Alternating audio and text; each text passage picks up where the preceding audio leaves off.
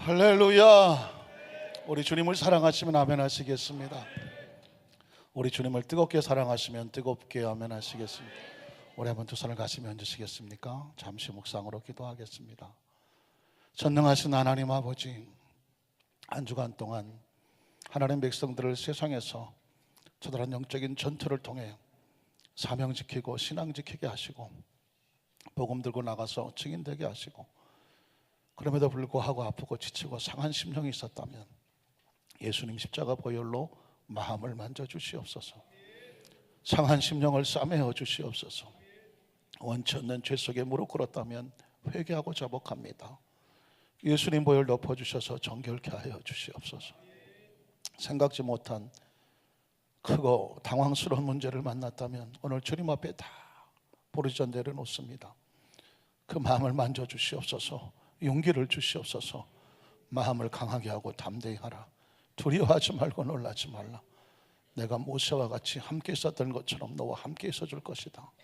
하나님, 오늘 말씀을 듣기 전에 우리 모든 성도들의 가슴이 하나님의 마음으로 뜨거워지고 새로워지고 영안이 열려지고 영의 귀가 열려지고 심령이 끓고 열려져서 오늘 선포되는 말씀을 붙잡고 당당하게 세상을 향해 도전해 나가고 승리해 나가는 우리 안산교회 성도들이 되게 하여 주시옵소서. 예수님 이름으로 간절히 축복하고 기도드리옵나이다. 아멘. 오늘 우리에게는 특별한 시간이 되겠습니다. 지난 수요일날 제43차 여대 순복음교회 세계 선교대회가 개회가 됐습니다. 전 세계에 나가 있는, 전 세계에 파송되어 있는 선교사님들이 하실 수 있는 분들만 잠시 귀임하셔서 선교대에 참석을 하시면서 선교 보고도 하고, 지난 금요일 철에서부터 오늘 이 시간에도 우리 선교사님들께서 각 형제교회 또 지교회 또 여의도교회에서 오늘 선교사님들께 귀한 말씀을 선포해 주시는 귀한 시간을 갖고 있습니다. 선교에 대하는 것은 선교사님들께서 오셔서 새롭게 무장하시기도 하고 선교에 대한 보고도 해주시고, 또 우리 성도들의 마음속에 일생일대에 하나님께 주신 귀한 사명 선교에 대한 것을 다시 새기는 귀한 시간이기도 합니다. 오늘은 특별히 아세안 총회, 순복음 아세안 총회의 총회장으로 귀한 사역을 하시고, 인도네시아 말랑이라는 곳에서, 혹시 아십니까? 자바 섬이 있는데 인도네시아가 자카르타가 있지 않습니까? 거기에 동부 쪽에 말랑이라는 섬에서 27년 동안, 어마어마한 세월 아닙니까? 3년 동안 준비하시고 24년 전에 개척을 하셔서 지금 27년, 인도네시아 사역은 27년, 개척교회 사역은 24년 동안 사역을 하면서 교회를 크게 부흥시키시고, 원주민 신학교 또 유치원, 초등학교, 중학교, 고등학교까지 귀한 사역을 성공적으로 하시는 목사님이십니다. 이 목사님은 또 30여 년 전에 제가 대학원에 공부할 때에 선교학을 친히 가르쳐 주신 저한테는 교수님이시기도 하신데, 가르치시기만 한 것이 아니라 실제로 선교의 삶을 사시면서 제자들에게 본을 보여주시기도 하십니다. 오늘 인도네시아 에클레시아 순복음교회를 담임하고 계시는 한치환 우리 선교사님 나오실 때 여러분 뜨거운 박수로 할렐루야로 와주시면 감사하겠습니다. 우리 한치환 선교사님 모시겠습니다. 할렐루야. 주님께서 여러분들 참으로 사랑하십니다. 성령님께서 이 자리에 함께 하십니다. 강단에서 말씀을 전하게 하신 하나님께 감사를 드리고, 또 말씀을 전할 수 있는 기회를 주신 김희 목사님께 감사를 드립니다. 김 목사님, 제가 맡은 과목에서 항상 1등 하셨어요. 그래서 제가 기억나는데, 여러분들 훌륭하신 목사님을 담임 목사님으로 삼으신 여러분들에게 큰 복이 계신 줄 믿습니다. 저는 오늘 여러분과 함께 전폭적으로 주님을 의지하는 삶이라는 제목으로 함께 은혜를 나누고자 합니다. 작년 12월 초에 인도 뉴델리에 사역차 갔는데, 그곳에 있는 단기 사역자 한 사람이 다음과 같은 질문을 했습니다. 선교 사역에서 가장 중요한 것이 무엇인가요?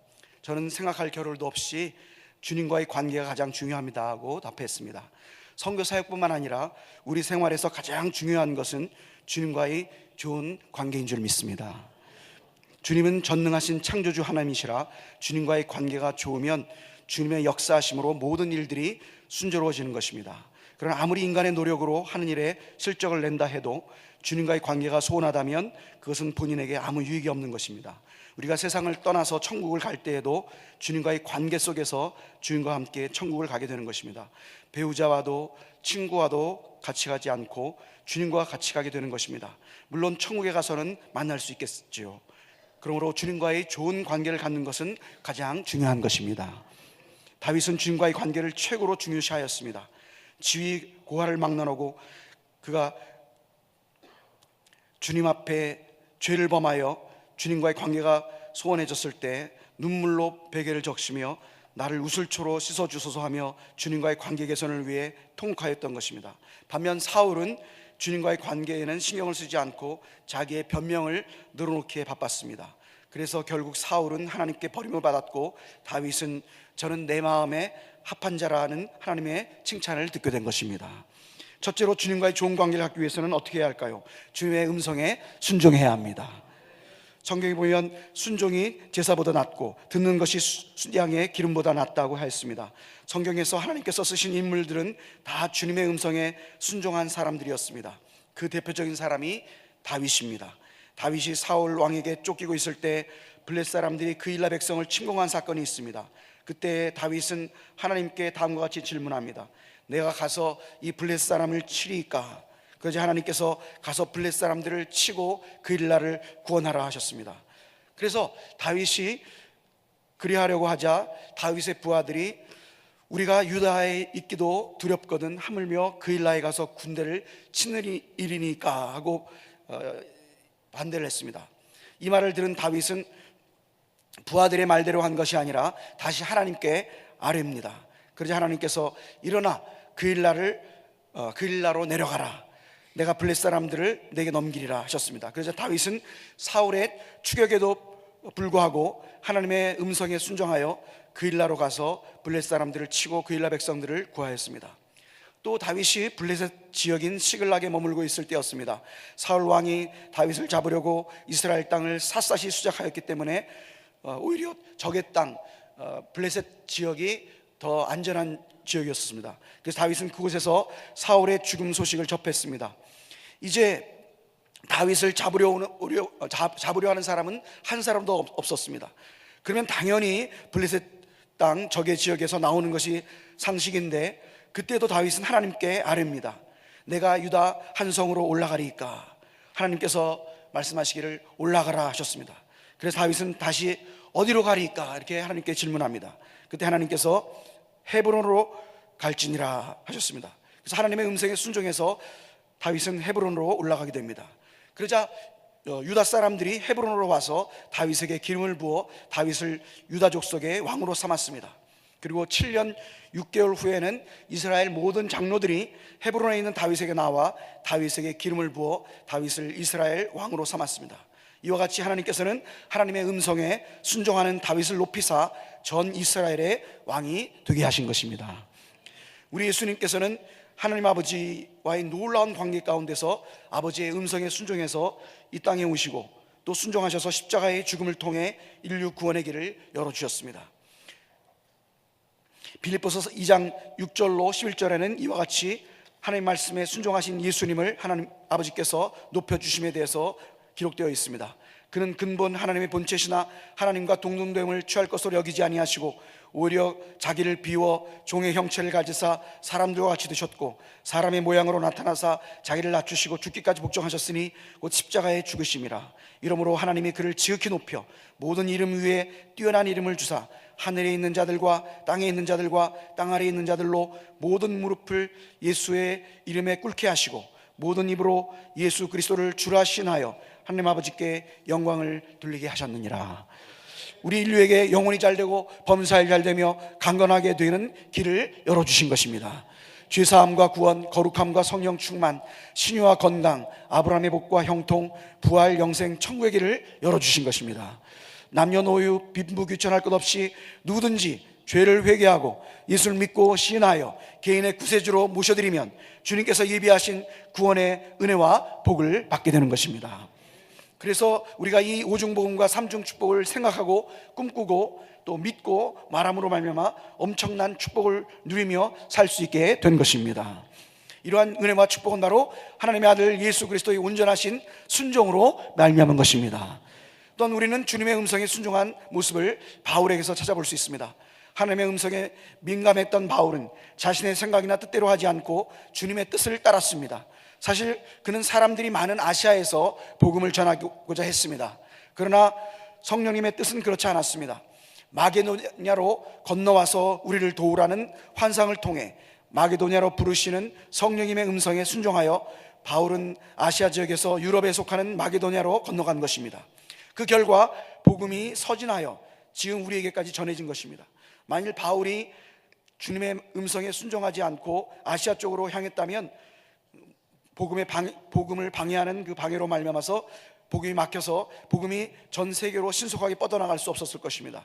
바울이 주님의 음성에 순종하여 마게도냐를 돌아 2차 선교 여행을 마치면서 아시아에 속한 에베소에 잠시 들르게 되는데, 그곳의 성도들이 좀 더 머물다 가라고 요청하는데도 허락지 않고 만일 하나님의 뜻이면 너에게 돌아오리라고 하며 떠났습니다. 왜 그랬을까요? 아마도 바울 사도는 유럽 지역에 그러니까 마게도냐로 가라고 하신 주님의 음성이 생생하여서 아시아에 머무르는 것이 성령의 뜻에 역행한다고 생각해서 그렇게 머물지 않고 돌아가는 것인 것 같습니다.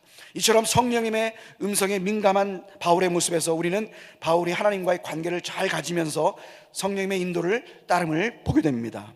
하지만 바울은 3차 선교 여행에서 성령의 인도하심에 따라서 에베소에서 12사람이 안수하여 성령을 받게 하고 또 방언을 하게 하고 또 회당에서 석 달 동안 말씀을 전하고 두란노 소원에서 2해 동안 하나님의 말씀을 전했습니다.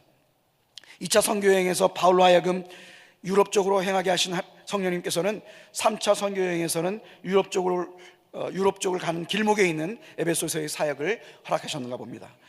27년 전에 인도네시아를 일주간 돌아보고 한국으로 돌아오는데 비행기 창문으로 김포 지역에 많은 십자가 빨간 불빛이 보이는데 여기 많은 그 전등 불빛이 있는 것처럼 많은 십자가에 빨간 불빛이 비치고 있었습니다.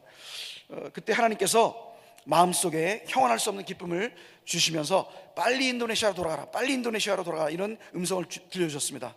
그 형언할 수 없는 기쁨이 저희 가족을 한 달 만에 인도네시아로 오게 하였습니다. 그리고 언어 공부를 마치고 사역을 하고 있는데 수군 지역에 가서 교회를 개척하라. 수군이 비체 지역, 파수꾼의 지역, 이 수군 앞에다 파자를 붙이면 파수꾼이 되죠. 그래서 파수꾼의 지역이 될 것이고 또 선교 지역이 되리라 하셔서 저희는 수군 지역에서 24년간 있는데 교회와 신학교와 기독학교를 통해서 수군이 비체 지역, 파수꾼의 지역, 선교 지역이 되는 모습을 봅니다. 주님께서 7년 더 수군 지역에 있으라 하셔서 그리 하려고 합니다. 둘째로 순종하여 하나님과의 좋은 관계를 가진 자에게는 그 관계로부터 나오는 엄청난 힘이 있습니다. 다윗은 언제나 주님과의 좋은 관계를 가졌습니다. 그런 다윗 앞에 골리앗은 문제가 되지 않았습니다. 주님과의 관계에서 나오는 놀라운 힘이 있었기 때문인 것입니다. 다윗은 담대하게 골리앗 앞에서 담대한 믿음의 고백을 합니다. 너는 칼과 창과 단창으로 내게 나오거니와 나는 만군의 야훼의 이름 곧 내가 모욕하는 이스라엘 군대의 하나님의 이름으로 내게 나아가노라.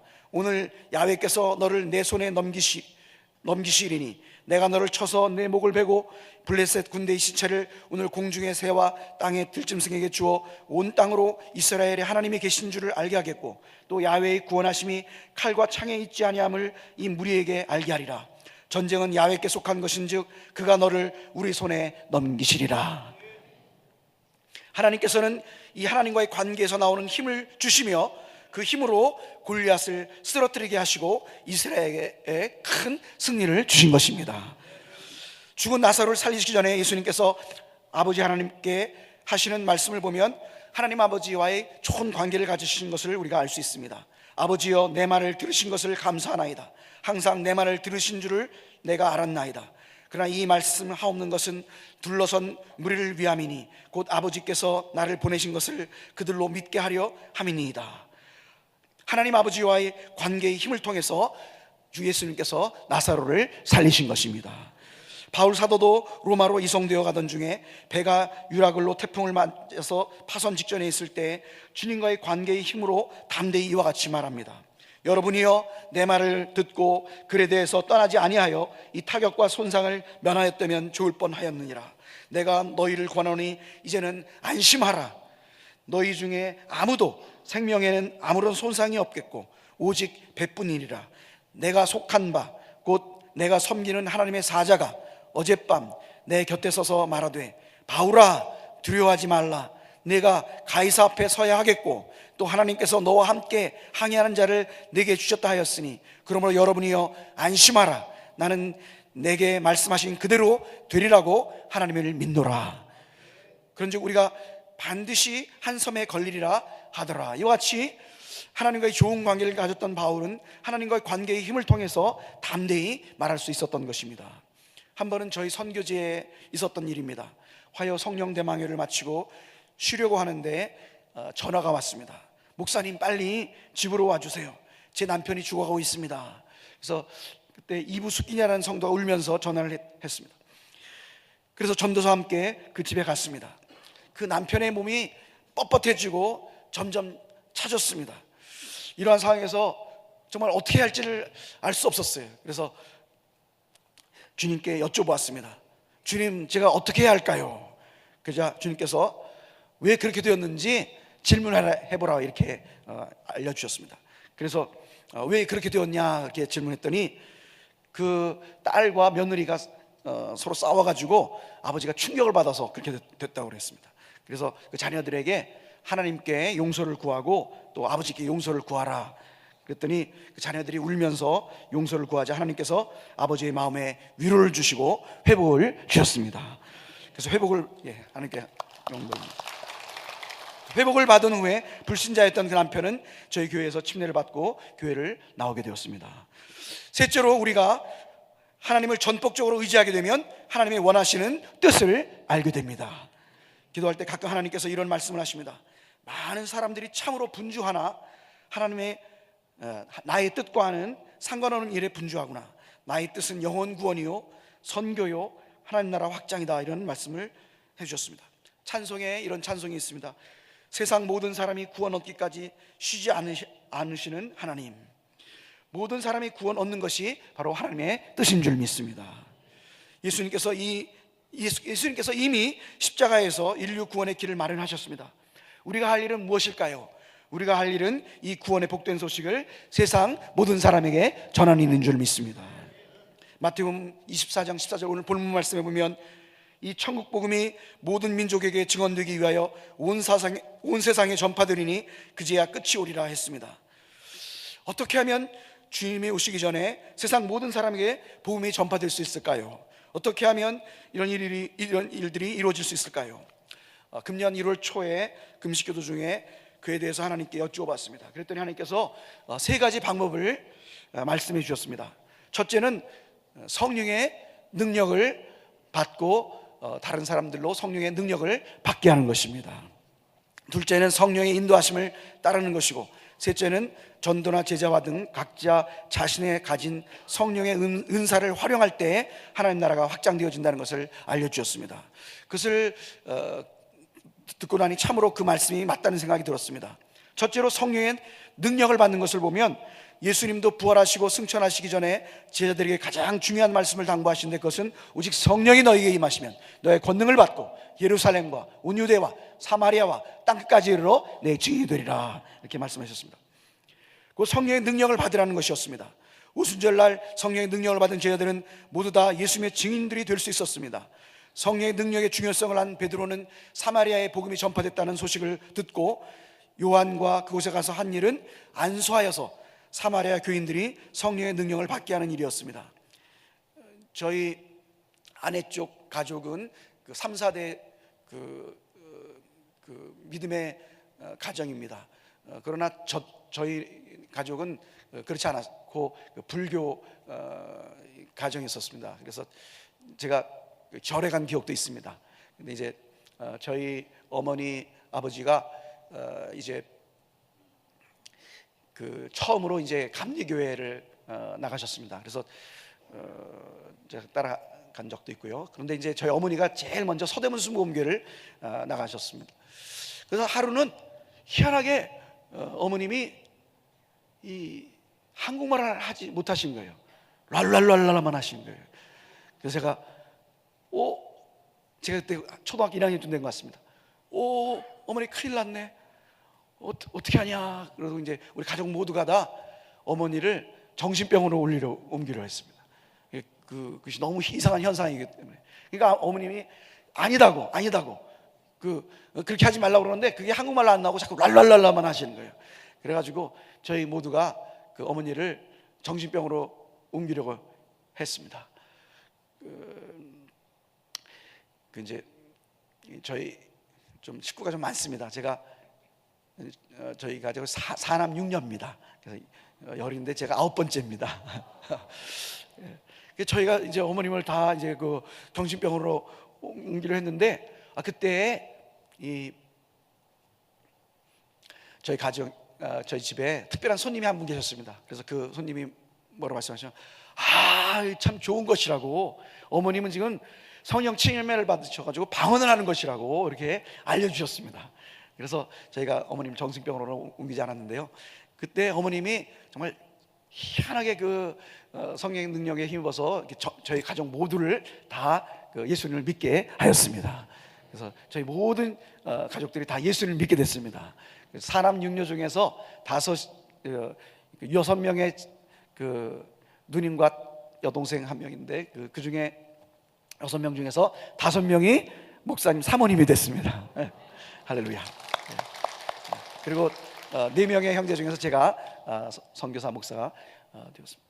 여러분들, 성령의 능력이 임하자 저희 가정이 변화된 것입니다. 그래서 이런 성령의 능력이 얼마나 중요한지 알 수 없습니다. 사도행전은 능력 행전으로 볼 수 있는데, 오순절날 성령의 능력을 받은 그리스도인들이 예루살렘부터 시작해서 복음을 능력 있게 전파해서 복음이 온 세상에 전파. 제가 선교사 목사가 된 것도 중학교 1학년 때 성령 침례와 방언을 받고 성령의 능력이 저를 변화시켜서 그렇게 된 것입니다. 그래서 이 성령의 능력이 이스라엘 사람들로 하여금 다 제자들로 하여금 다 능력 있는 증인들이 되게 해서 유대와 사마리아와 로마로 복음이 퍼져나갈 수 있도록 한 것입니다. 복음이 온 세상에 전파될 수 있는 방법은 오직 성령의 능력을 받는 길인 줄 믿습니다. 또한 성령의 인도하심을 따르는 것에 대해서 보면, 바울이 성령의 인도를 따라서 마게도냐로 갔기 때문에 복음이 서진하여서 신속하게 퍼져나갈 수 있었습니다. 성령님께서는 선교의 영이 되시는 것입니다. 그래서 어떻게 하면 복음이 온 세상에 신속하게 전파될 수 있는지 알고 계시며 또 그 방법을 알려주시는 것입니다. 그리고 성령의 은사를 활용하는 것에 대해서 보면, 재작년에 선교 포럼에서 한 중국 선교사님이 발전했는데, 그 선교사님이 뭐라고 하냐면, 제자들이 또 제자를 만들어서 한 예배 장소에 가봤는데 아무도 알지 못하겠다라는 거예요. 왜 그러냐면 제자의 제자들이 모였기 때문에 그랬다고 그래요. 그래서 이렇게 제자화를 통해서 복음이 전파될 수가 있는데요, 이와 같이 우리가 받은 은사들을 잘 활용할 때 하나님 나라가 확장되는 줄 믿습니다. 저는 그러니까 이 전도의 은사가 있는 것 같습니다. 제가 인도네시아에 가기 전에 주일날에 병원에 전도를 한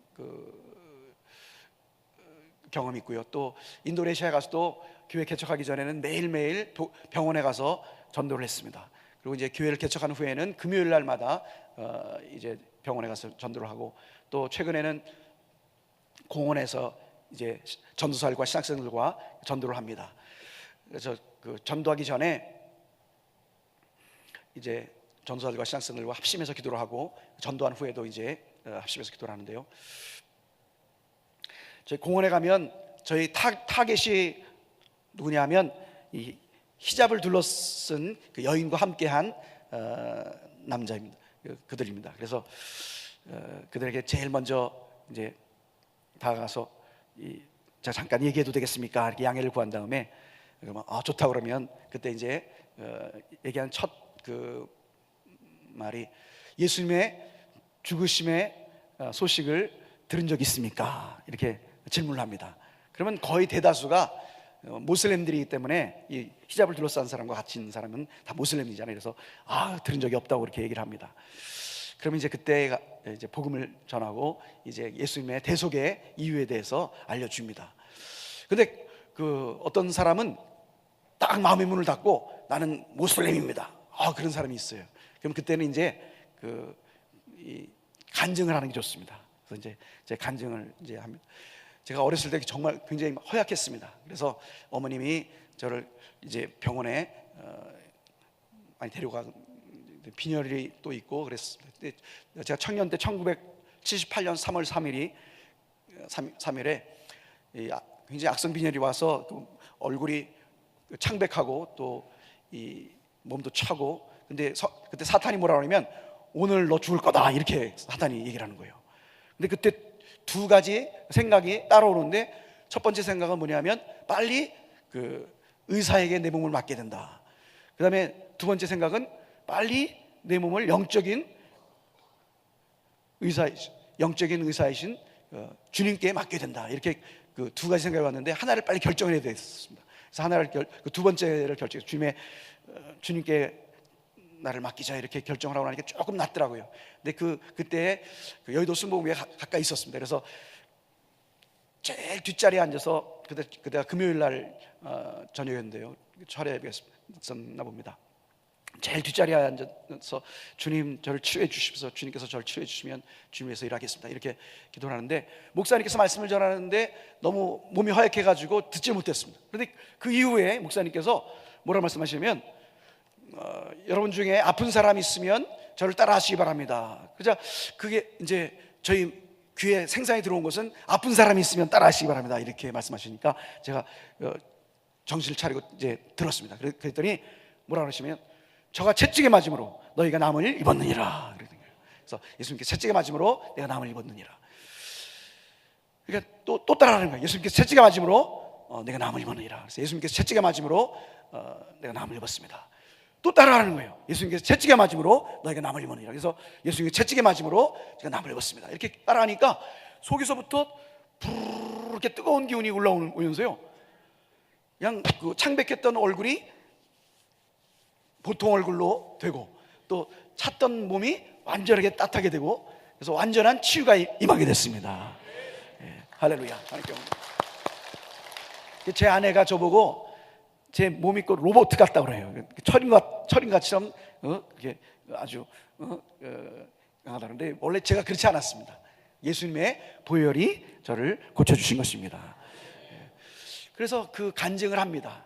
예수님의 보혈이 여러분들을 용서하고 죄를 용서하고 치유하고 또 구원을 주신다. 이렇게 하면 거의 대부분이 그 복음 소식을 듣고 예수님을 알게 되고 예수님께로 나오게 됩니다. 그래서 이와 같이 우리가 가진 은사들을, 성령께서 주신 은사를 활용할 때 이 하나님께서 역사하셔서 이 하나님 나라가 확장되는데 크게 기여되게 하시는 것입니다.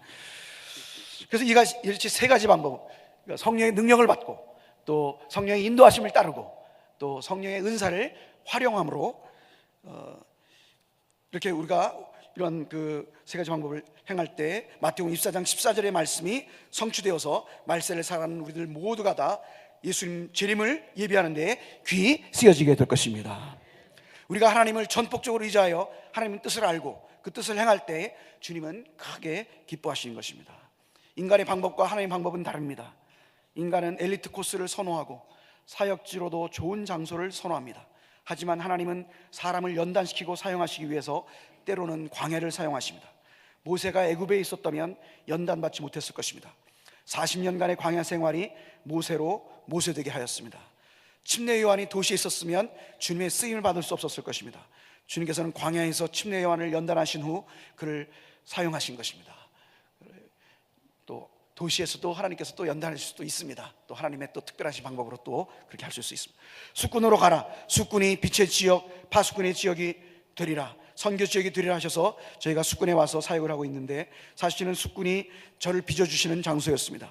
숙군은 세상적으로는 알려지지도 않고 별 볼 일 없는 장소이지만 주님은 숙군을 통해서 24년간 저와 저희 아내를 빚어주셨습니다. 주님께서는 앞으로 7년 더 숙군에 있을 것을 말씀하십니다. 그래서 저희가 7년 더 숙군에 있으려고 합니다. 7년 더 주님께서 빚어주시려고 하시는 것입니다. 연단의 목적은 사람이나 환경을 의지하지 않고 오직 주님만을 전폭적으로 의지하게 합니다. 기도로 주님을 찾고 주님을 의지하면 자연히 주님과의 좋은 관계를 가지게 되는 것입니다. 주님을 전폭적으로 의지하는 삶이 최고의 삶인 것입니다. 저는 오늘 성도 여러분들에게 영적 삶에 대한 도전을 하기를 원합니다. 선교 초창기의 일입니다. 선교 2년차 때 저희 가족은 자바섬 동부의 점벌이라는 곳에서 살았는데 한 번은 그 YM의 초청으로 굿방이라는 곳에 가서 사역을 하게 되었습니다. 굿방은 참 더운 곳인데 거기에 모기가 참 똘똘합니다. 왜 그러냐면 이 잠을 자면 딱 공격을 하고요. 이제 모기를 잡으려고 그러면 딱 숨습니다.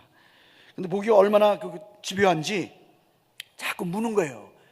팔뚝을 물어서 이제 양복을 갖고 갔기 때문에 양복 입었습니다. 근데 목을 물어서 이제 수건으로 여기를 둘렀어요. 근데 발을 또 물어서 양말을 또 신었습니다. 더운 지역인데 양복을 입고 수건을 들고 또 양말을 신고 그러니까 더 덥지 않았습니까? 그래서 하루 가는 게 꼭 1000일 가는 것 같았어요. 3일이 있었는데 3일이 꼭 3000일이 있는 것 같아요. 그런데 이제 방에서 기도를 하는데 그때 조용기 목사님 작사하신 그 찬송이 생각이 났습니다.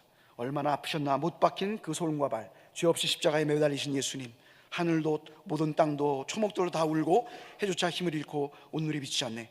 끝없어라 주의 사랑 언제나 영원토록 구원의 강물 넘치네. 주님의 십자가 생각하면서 눈물을 흘리며 몇 번을 불렀는데요. 그때 주님께서 뭐라 말씀하시냐면 너 인도에 가면 인도 사람처럼 되야 된다. 또 인도네시아에 가면 인도네시아 사람처럼 되고 일본에 가면 일본 사람처럼 되야 된다. 이런 말씀을 해주셨어요.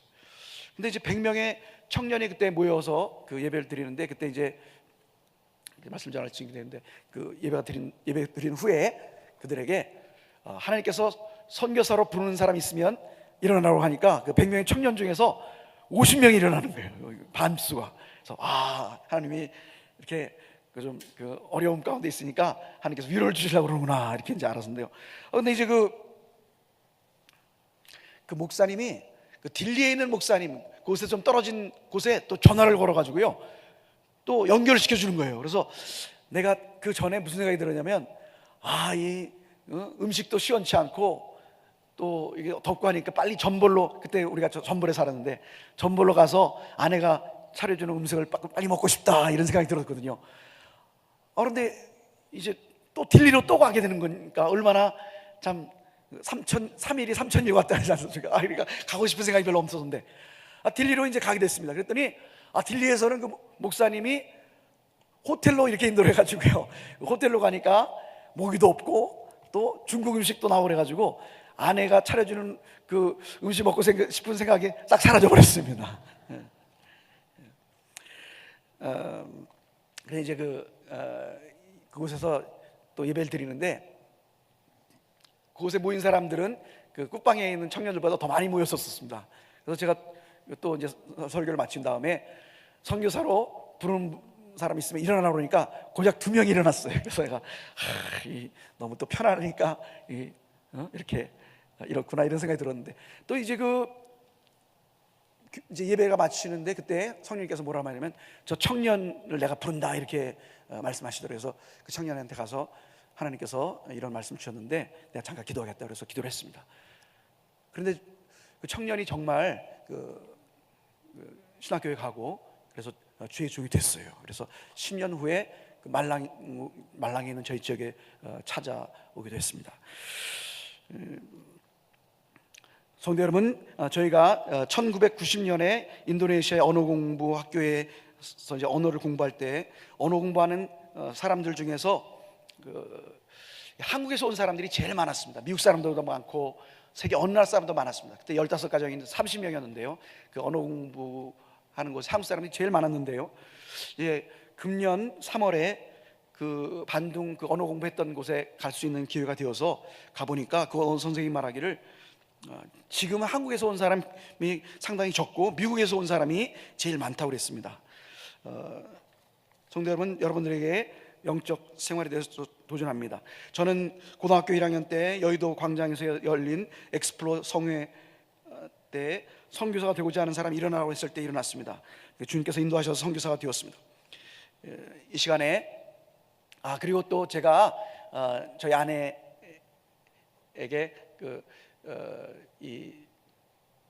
우리 같이 선교가 무엇인가에 대해서 좀 생각해 봤는데 저희 아내가 뭐라 하냐면 선교는 사는 것이다 이렇게 그 정의를 내리더라고요. 그러니까 이 선교지에서뿐만 아니라 어디에서든지 선교적인 마음을 갖는 것이 중요한 것입니다. 여러분 이 시간에 모두 이 가슴에 손을 얹어 주시기 바랍니다. 주님, 제가 선교적인 마음을 가지고 살아가겠습니다. 제가 전도의 삶을 살겠습니다. 헌신의 삶을 살겠습니다. 주님을 전폭적으로 의지하는 삶을 살겠습니다. 이런 마음 자세로 이 시간에 잠깐 손을 얹어 주시기 바랍니다. 제가 기도하겠습니다. 주님, 이 시간에 저희가 가슴에 손을 얹었습니다. 저희가 모두 전폭적으로 주님을 의지하는 삶을 살게 도와주옵소서. 전도의 삶을 살게 도와주시옵소서. 헌신의 삶을 살게 도와주시옵소서. 그리고 선교적인 마음 자세로 이 세상을 살아갈 수 있도록 도와주시옵소서. 주님 오실 때가 참으로 가까운 이때에 주님께서 가장 원하시는 일이 선교요, 영혼 구원이요, 하나님 나라 확장인 줄 압니다. 저희가 선교적인 마음을 가지고 이 세상을 살아갈 수 있도록 도와주시옵소서. 주님 오시기 전에 주님의 길을 예비하는 저희 모두가 될 수 있도록 도와주옵소서. 예수 그리스도 이름으로 기도드리옵나이다.